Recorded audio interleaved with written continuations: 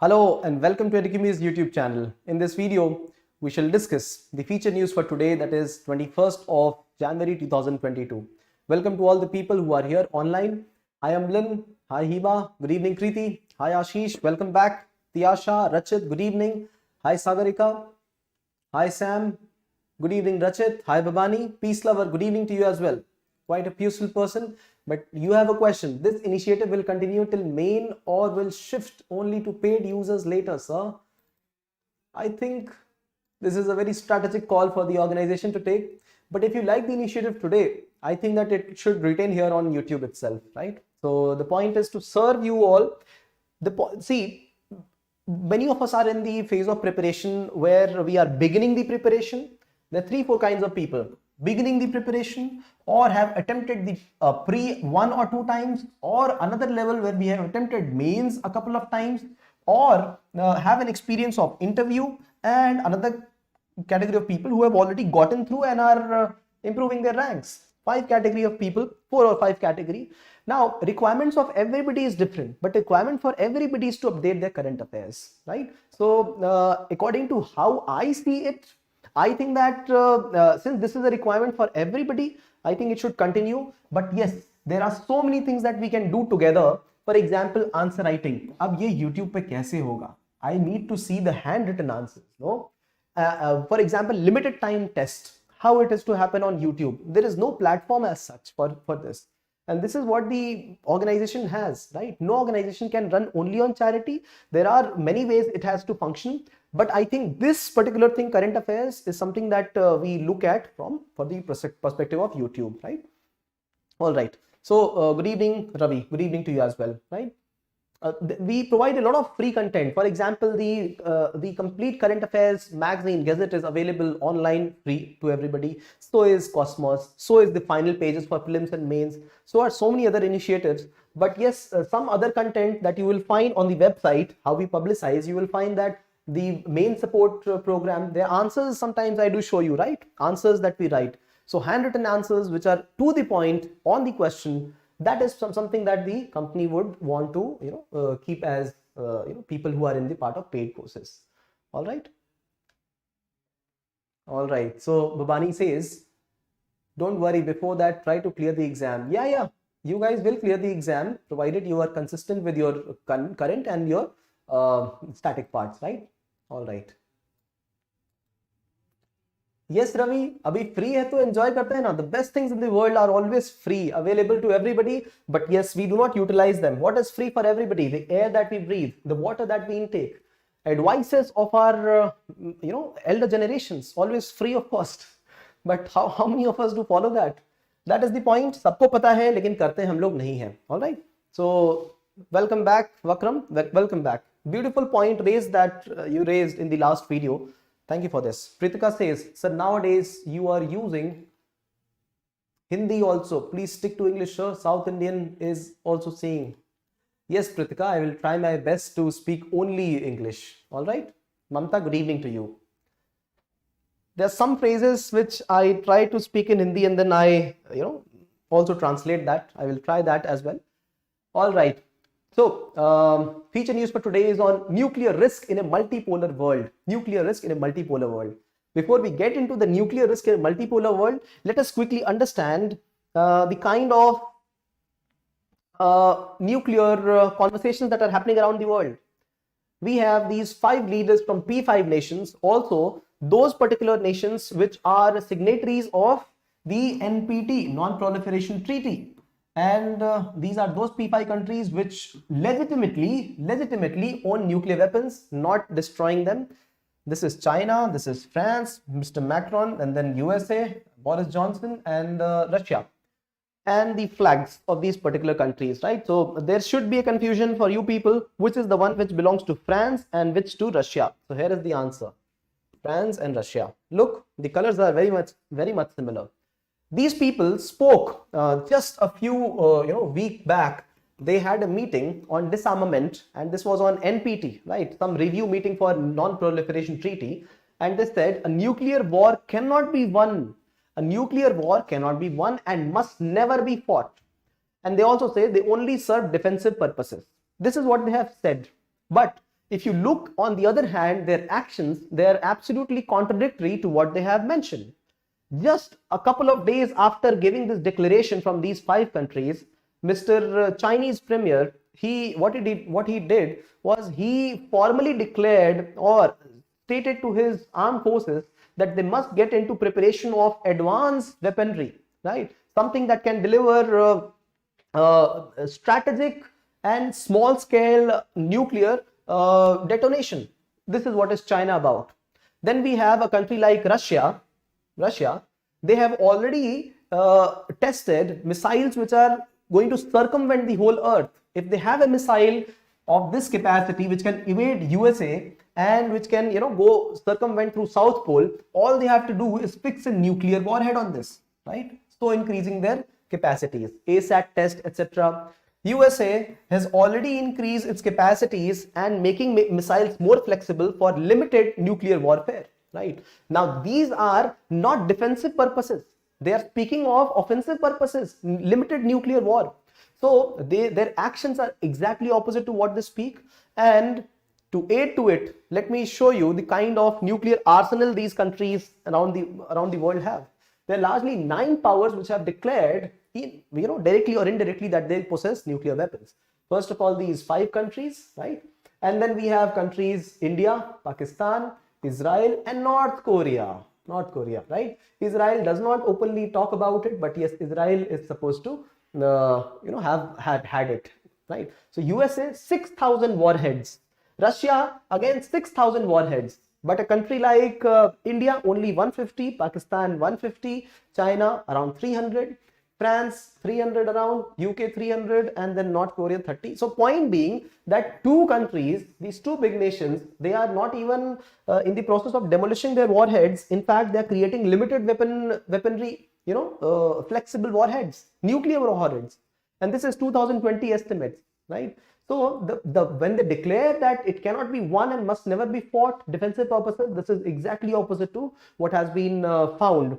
And most of this is found through Stockholm's International Peace Research Institute, SIPRI. It is based in Stockholm, Sweden, and it was found in the 1960s during the times of peak of the Cold War.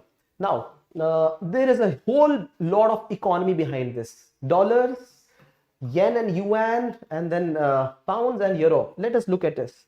Now see, the business of the nuclear weapons, the whole market is around $70-80 billion. I'm just telling you a figure. Just understand this, please. Not for you to write, but to understand. And then there is another market of conventional arms, which is around $300 to $400 billion. Point being that the countries, they create this nuclear market for themselves, right? And they utilize it for themselves. They do not want to exchange it. But on the basis of this, a conventional weaponry market is also created alongside, right? A conventional weaponry market. Why? Because through this, they protect themselves against the other. And then through conventional market, they try to sell their products abroad, right? So which are these nations which are doing it? No other than but these countries itself. So SIPRI itself says that during the period of 2060 to 20, USA is the first maximum, largest exporter of arms around the world, conventional arms. USA, nobody is selling nuclear, right, to each other. Let's be clear on that. Then we have a country like Russia. It has declined its trade. Yes, it has declined with time, but it is still 20%. Third is France, Germany, China, UK. Dekh lo, in the top 6, apart from Germany, we find all the other countries, all the other P5 countries which possess nuclear weapons. And while they speak of non-proliferation, they are selling the weaponry. Transparent hai, sab kisi ke liye, there for everybody to watch, right? Pritika? So this is one thing that I want to share. You should also look at the countries which are importing this. So Saudi Arabia, India, Egypt, Australia, China, Algeria, South Korea, Qatar. Now why these countries? See, Saudi Arabia, volatile place, right? So this is where a triad of Saudi, Israel and Iran gets formed. So Saudi Arabia, very vulnerable, importing more. India, Pakistan, China, And then we also have other countries like hostilities around. For example, hostility in Afghanistan and protection from issues in Myanmar. There are various other things. So India has to protect itself. So see, you look at the kind of crisis that their countries in Asia are facing. Egypt, another country in Africa, facing this crisis. Australia, because of China's dominance in the South China Sea region. So these are the countries which actually import, right, conventional weaponry. So you should see the kind of interaction that is happening. Asia and Australia, this region, the trade has very, very humongous figure. Almost, you see 42% of the trade. Middle East, also the next to it. And why is Africa less? Africa is less because it cannot purchase. It does not have great purchasing power.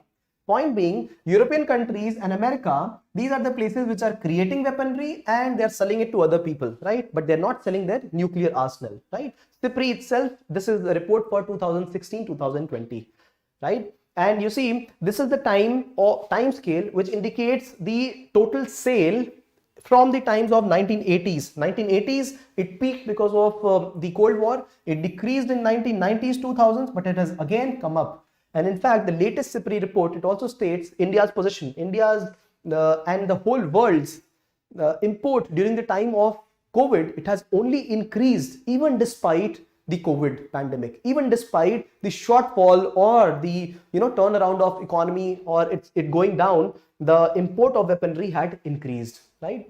You can take a screenshot of this if you want to, right? It was a quick observation on the volume of international trade in arms. Now, you see, the kind of arms export is also related to technology. So remember the kind of research South Korea does, Israel does, UK, Germany, France. I had shared about India's proportion of investment.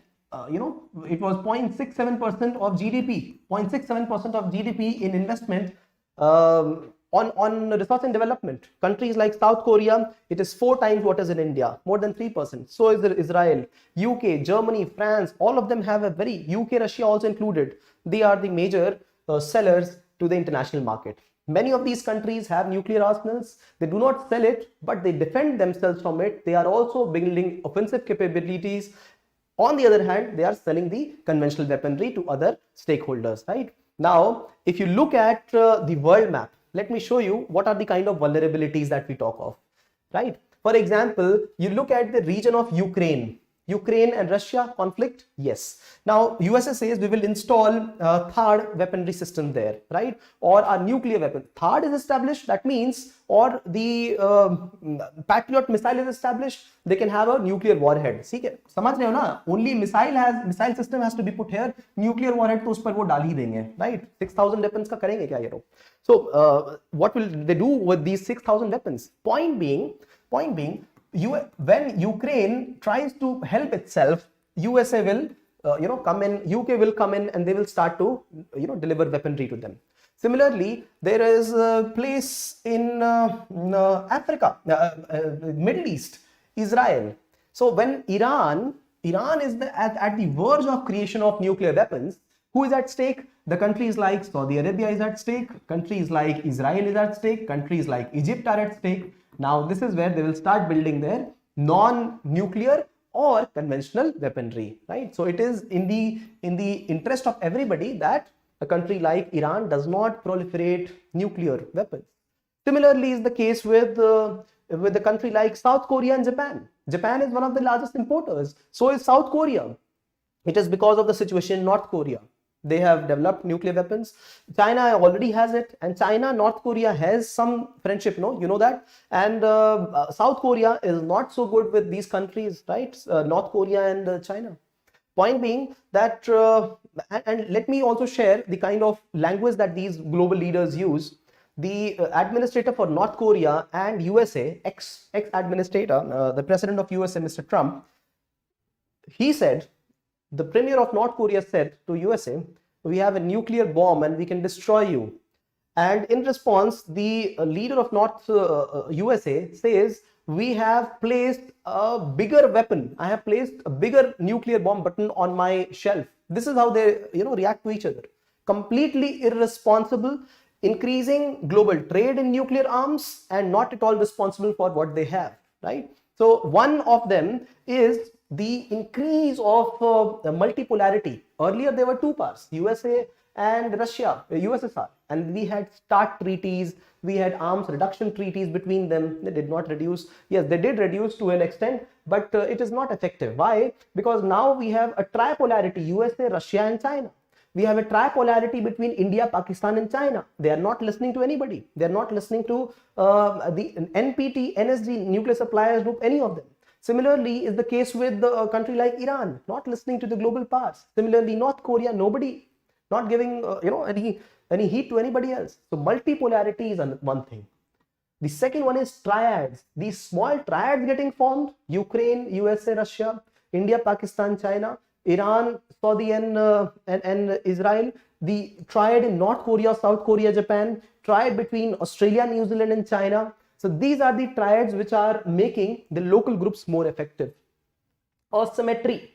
Look at the kind of asymmetry Ukraine and Russia have. This is forcing countries, smaller countries, to possess conventional arms or try to get some nuclear weapons for themselves.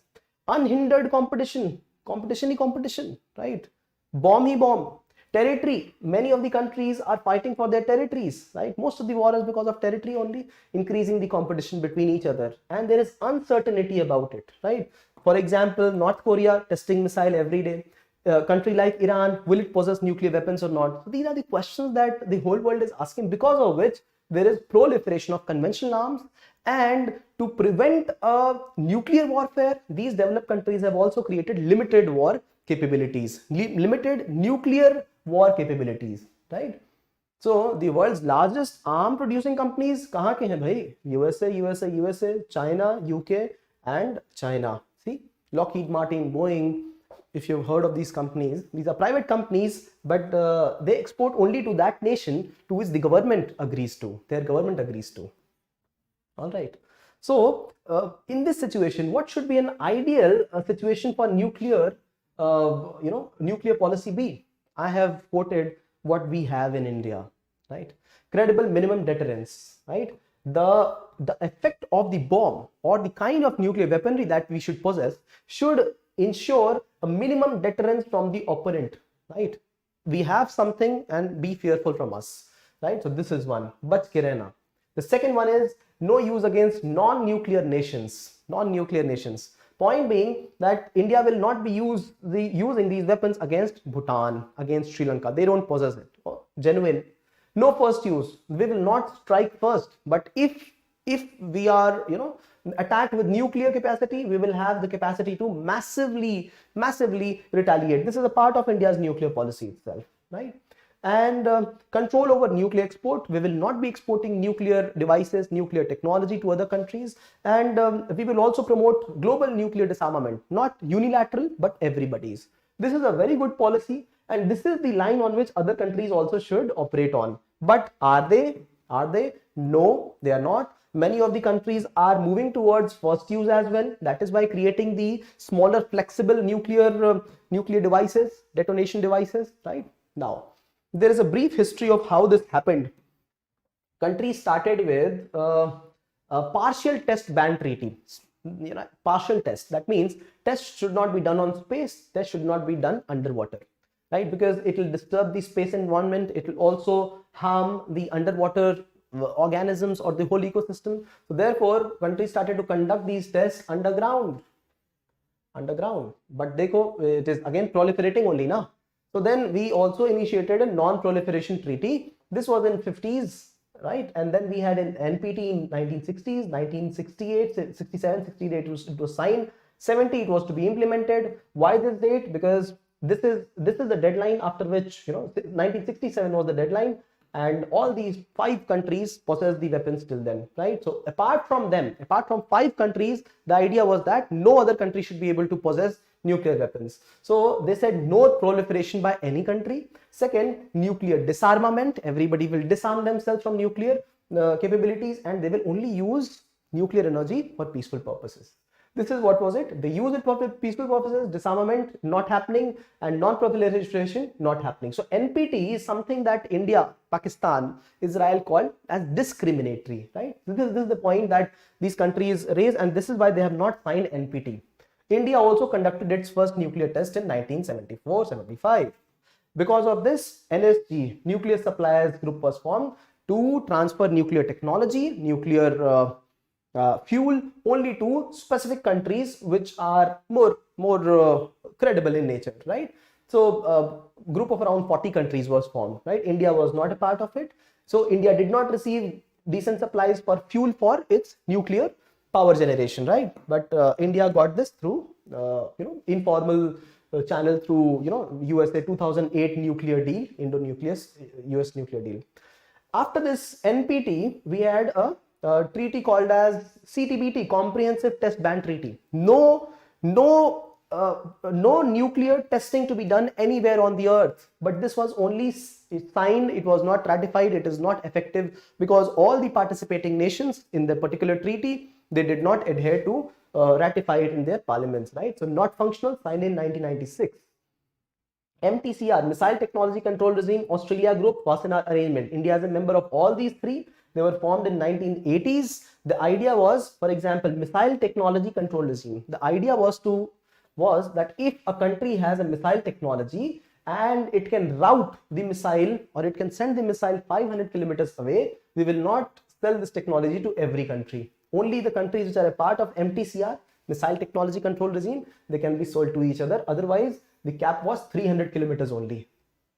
Right? So when India developed BrahMos missile along with Russia, India had a capability of only 290 kilometers. When India became a part of MTCR, then they extended the capability of BrahMos to 400 and 500 kilometers, only because they wanted a legitimate way to go ahead, right? So MTCR. Australia Group for nuclear, biological and conventional weaponry, right? All these should not be traded. Australia Group, informal group again.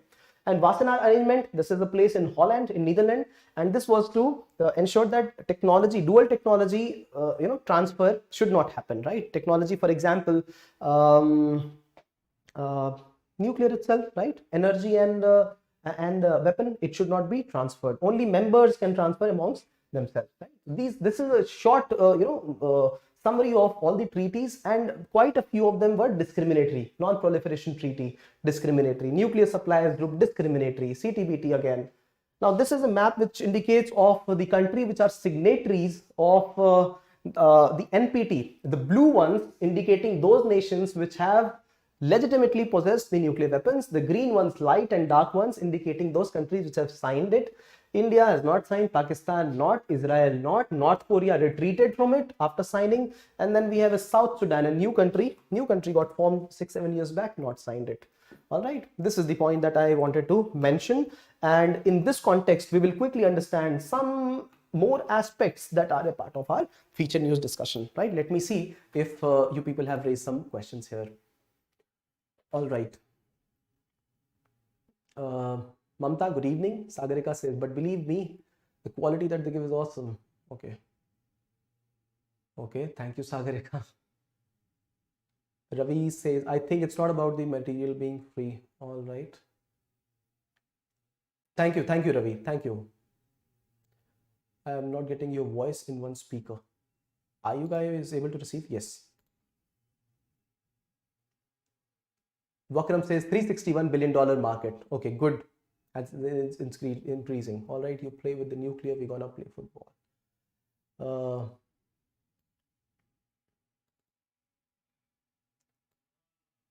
Welcome, Sagarika. All right, let's go ahead. So there are no questions here. Let's go ahead. So in this regard, in this feature news, there are some excerpts that I want to share with you people here, that the nuclear arm race is only proceeding ahead with time, only proceeding ahead. See, the world's 9 nuclear states continue to increase spendings from $72 billion, and it has only increased previous year $1.4 billion worth, right? So, by the way, we have also covered India's peaceful policy, India's nuclear policy, and we have also covered the global nuclear policy also. So if you go into the feature news, click here, you will go to those links where we have shared in previous snapshots and feature news, right? So you click here and you will go to those places as well, right? So the new strategic environment is because of multipolarity that I mentioned, many countries, right? Not just two powers, many global powers, and then arms competition because of the triads getting formed.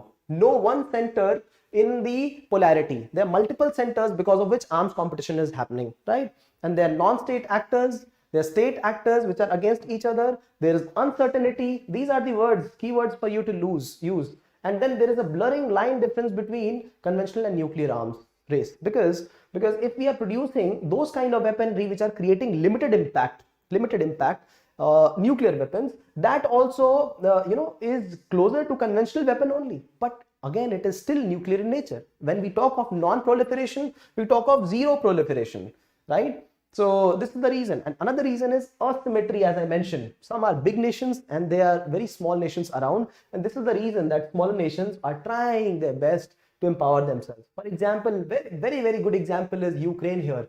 And USA, Europe wants them to become a part of NATO because it is smaller as compared to Russia, but Russia says nothing doing. USA will not proceed behind, ahead with East European countries becoming a part of NATO, right? Smaller country relatively, Russia has got huge influence on it.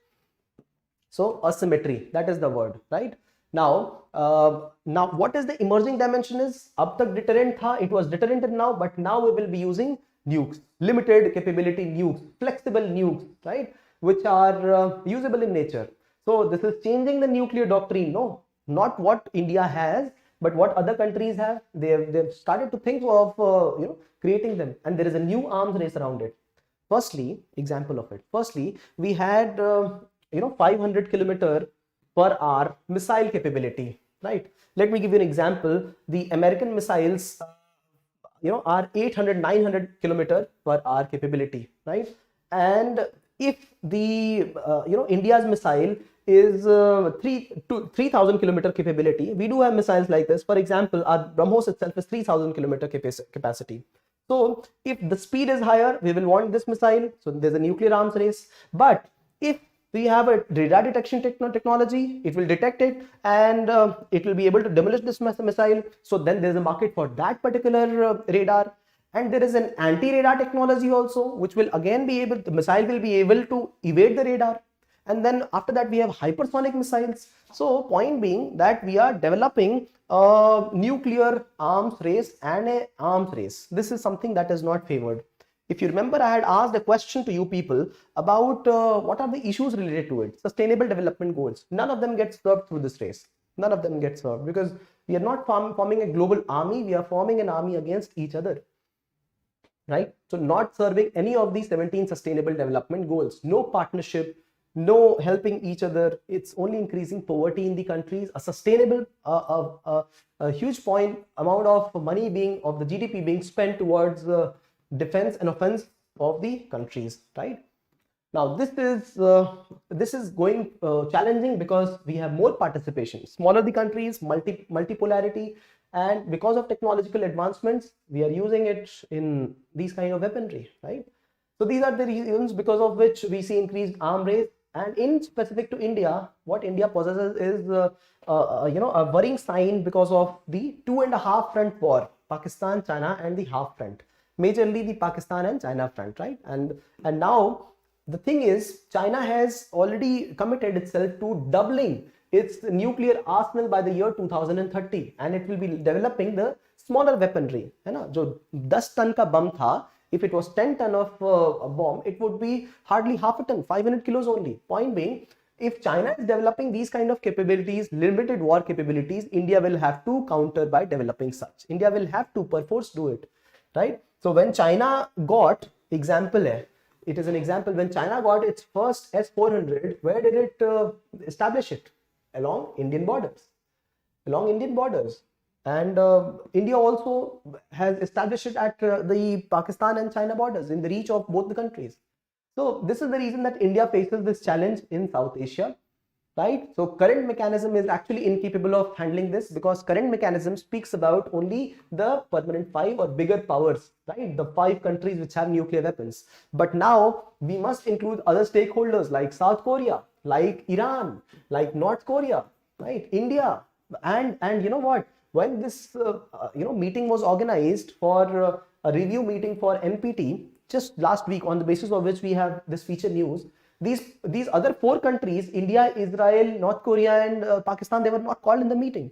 So when we do not conduct an inclusive meeting, we are still under the old arms control model. Is it not? Yes, it is. These are the weaknesses of NPT, non-proliferation treaty. So we must go ahead and make the treaties more inclusive, and these world's best countries, advanced countries, they should lead the way by decreasing their nuclear arsenal, by ensuring that they are the first ones to stop proliferation, right? So immediate reforms are required, right? New measures of transparency and dialogue, IAEA inspections also, right? This is one, right? Then we have to resolve the regional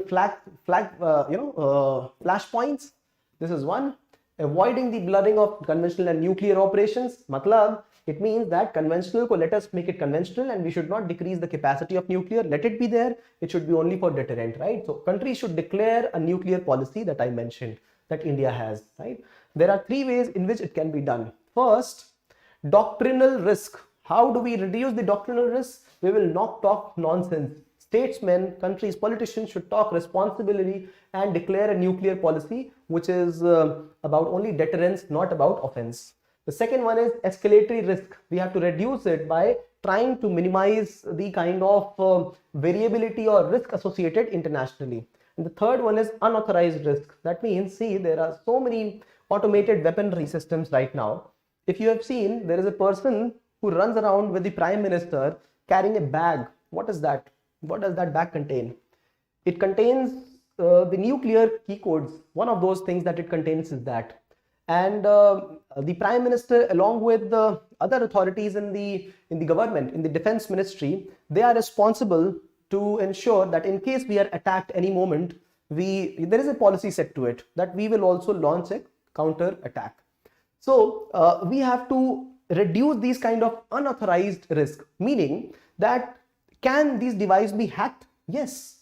It is only a matter of seconds that it can hit another country. We can nuke ourselves. Others can nuke themselves. These are the unauthorized risks that we should minimize. And how? By having a better security architecture for the country. All right. So we studied quite a bit today, right? But we understood a lot about international relations here. We understood a lot about India's and regional security. So remember, whenever you talk about a point, give an example along with or a data with it. We will raise our standards right now, all right? And point, if it is a keyword, worthy of appreciation, right? If we adopt this habit right now, you will see the difference. You will see the difference in the next 2 months. Okay, so what did we study? We studied about the global arms race, conventional and nuclear both, right? How they are linked to each other. When they're building nuclear arsenal, they do it for themselves, and alongside they keep selling the conventional arms also. We studied some of the data around it, the market for nuclear and conventional weapons. We studied what is happening, the whole history of nuclear arms race.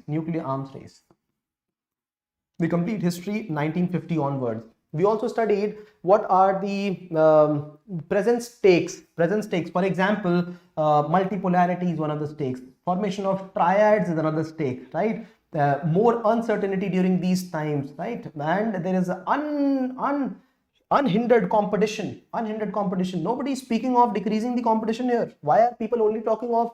Why is WTO speaking only of decreasing the trade barriers? Why not are they speaking on non-proliferation of trade? Dekho WTO ke. Look at the charter of WTO. Does it promote peaceful usage, peaceful trade? Yes, it does. But they don't speak about this. So this is the point.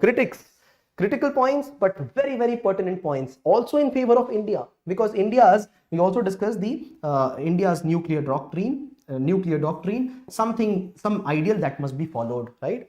So the suggestion is very important here. The suggestion is very important that the countries must align their policies, right, along these 3 lines. The 3 risks must be avoided. The 3 risks that we mentioned: doctrinal risk, escalatory risk, unauthorized risk. Good keywords to use, right? It forms a symmetry to your answer, conclusion, and wisdom. And in this context, we will discuss today, we will attempt this question. Rising multipolarity in the nuclear arms order has created ways for new arms race. Elaborate. Rising multipolarity, the first keyword, right? Nuclear arms, new arms race, right? So you have to elaborate this, explain this, give reasoned arguments, give points or data around this, right? So with this, we come to the conclusion of this conversation. We will meet you again Monday evening for current affairs and feature news discussion. Meanwhile, let me see if there are some questions. So, intercontinental ballistic missiles, role of observing nations in such organizations. Yes, absolutely. All right, you like this effort? Share some love through likes, comments, and shares. Vakram says, what is the role of observing nations in such organizations? Organizations and observing nations, the stakeholdership is so less of the observer countries, right? Their quota, that it is not helping anybody here. It is only helping, that's what I clearly showed you in the image here, the kind of trade that is happening. This is never popularized. So I have taken out for UPSC aspirants, but why don't we popularize a thing like this? Why does not India only popularize? Because India is defending itself, but a country in Africa should do. But no, in Africa also we will have nuclear arms race, provided we have finances. See, many of the African countries, they are divided in three communities: the Christian community, the Muslim community, and the tribal community, and they keep fighting with each other. One of the sides is funded, one of the sides is funded by capitalist groups. Another side is funded by Chinese or Russian groups, right? Capitalist meaning USA, European countries, and communist and Chinese or Russian countries. And then there are tribal people also caught in the haywire and crossfire. Not that other people are bad, all of them are good, but since there is external influence, all of them want to attain certain degree of power through arms race. So when you look at what is happening in Sudan, right, you should look at I will explain this to you sometime. Nigeria, West Asia, right, many other countries in Africa, it is happening in the exact same manner as it is happening in India, right? So it has been fueled globally. We are not de-escalating the tensions. The advanced countries are only participating in proliferation of the trade, right? So we will see you. If there are questions, please put them down in the comment section, and please prepare notes. Yes, a topic like this is really elaborate, but then even then try to summarize your points, right? That will be very, very wise. I will see you tomorrow. I'll see you Monday evening. Thank you, Babani, Kriti, Amlan. Good night, all of you. Netra, good night. Himani, Hima, peace lover, welcome all of you. This initiative is there to stay and run, to provide stability to your preparation and greater degree of performance. All right. So thank you for participating. God bless. I will see you Monday evening. Thank you for the good words. Some of you have really shared some good words. Sagarika and Pritika, all of you. Thank you very much.